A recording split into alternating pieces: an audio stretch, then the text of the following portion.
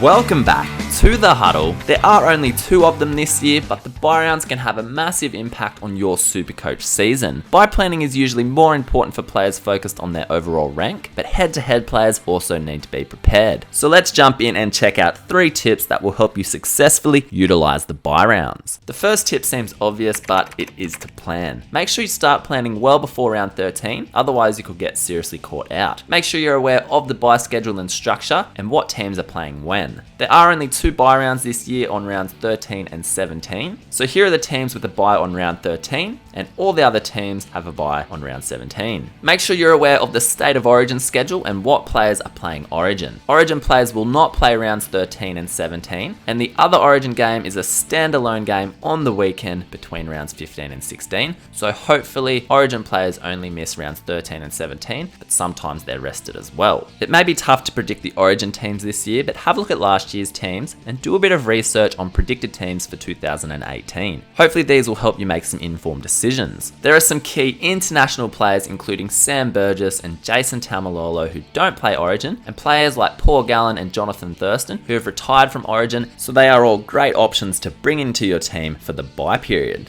The second tip is to manage your trades. If you're focused on your head-to-head league, you don't want to be burning trades to field a full 17 for the bye rounds. You want to aim to save some trades for your head-to-head finals, but you do need to make the finals first, so if you feel you need to make up some ground in your league, it might be worth taking a risk using a few more trades to try and beat your opponent. For you overall focused super coaches, this is a great time of the year to make up some ground if you haven't got off to the start you were hoping for, or if you've had a cracking start, this is a chance to improve your ranking even more. So spend those trades and aim to get 17 players on the park during each bye round. Now the quality versus quantity argument can come into play here, as it may be better to have 15 solid players versus 17 players. You've got a few cheapies in there who might only get you 20 to 40 points, but as there are only 2 bye rounds, I recommend just getting in 17 players. Hopefully you've got some guns in there, and you've probably got some of those cheapies you've been holding on to, like Richie Kenner. Now we spoke about Origin players earlier, but have a look at your team right now and see how many players you have who are playing Origin.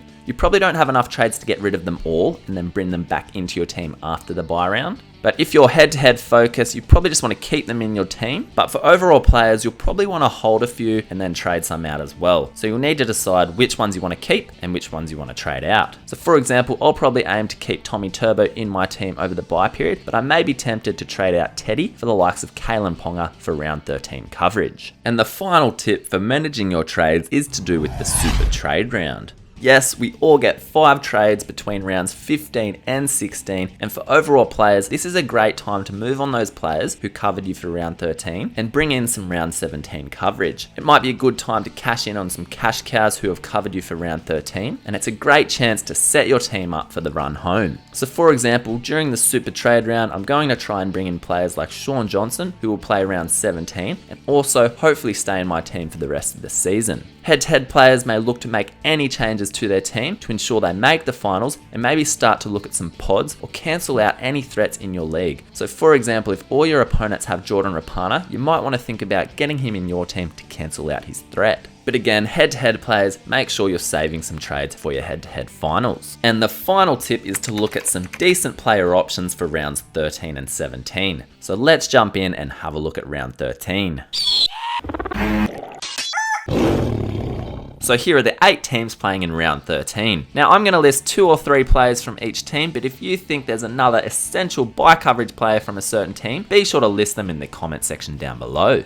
Marty Tapau, DCE and Coruscant are all decent options there at the Sea Eagles, and if you've held on to the likes of Lockie Croker, he might get you a few more points during round 13 as well. Taumalolo and JT are great options there at the Cowboys, as Taumalolo is an international player and JT has retired from representative footy. And at the Bunnies, Sam Burgess should hopefully score well during round 13. Now there is talk of Damien Cook getting the number 9 jersey for New South Wales, but if he doesn't, he is a great option. And Cody Walker has the potential to score well during that round as well. At the Sharks, Paul Gallen and Andrew Fifita are not playing State of Origin, so if they're healthy, they'll be in the team for round 13. Looking at the Eels versus Knights game, Nathan Brown and Clint Gutherson could be decent options at the Eels. I'm hoping Gutho will have a bit more confidence after coming back from that ACL injury, and Nathan Brown will be recovered from his injury and be playing decent minutes. And at the Knights, Kalen Ponga should provide some great round 13 coverage if he doesn't get selected for the Queensland Origin team. And Lockie Fitzgibbon could also be an option. After round 6, he's averaging 63 points and has played 80 minutes every game bar one. A few Roosters players will be absent on Origin duties, but Ryan Madison, Latrell Mitchell and Jake Friend could provide some decent cover. Ryan Madison's available in the centre position, which is great. Let's hope Latrell Mitchell puts a great effort in and gets a few conversions. And Jake Friend, he isn't going great at the moment, but he seems to step it up during the Origin period. That may have been due to the fact that Mitchell Pearce was playing Origin, so Jake Friend took on more responsibility. And with Cooper Cronk also retired from Origin, I'm not sure Jake will increase his output too much. And some of you may be tempted to bring Cooper Cronk in for round 13, but despite being a great NRL player, that doesn't necessarily translate to a great Supercoach score. And at the Tigers, Masters there, he loves the offload. He seems to have the goal kicking duties when Lola Hare's not playing. And David Nofaluma, if he's named and is finding some form, he'll be a decent option as well. Now Luke Brooks has just gone massive in round 6, scoring 121 points, putting his average up to 62 points. He had one low score of 17, but then he scored over 43 points every other round. Now it may be risky bringing Brooks in for your team just for round 13, but it might though be a bit of a pod move to improve your ranking.